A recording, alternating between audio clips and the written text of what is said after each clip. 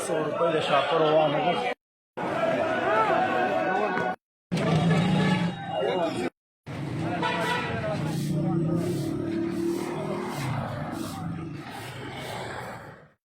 बिस्मिल्लाहिर्रहमानिर्रहीम, अस्सलाम वालेकुम, सुबह व खैर। आप लोग शायद सो रहे होंगे, मगर जब उठे तो ये वीडियो लाजमी देखें कि सहरी के बाद अभी हम लगे हुए सब्ज़ी मंडी आए और हमने ये सारी सब्ज़ी उठाई, आलू प्याज और टमाटर वगैरह आप लोग देख सकते हैं। माशाल्लाह से ज़बरदस्त ताज़ा हमने उठाया है।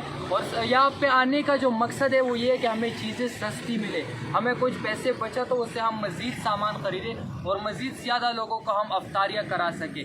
आप भी आगे आए और इस कार खैर में हमारा साथ दें।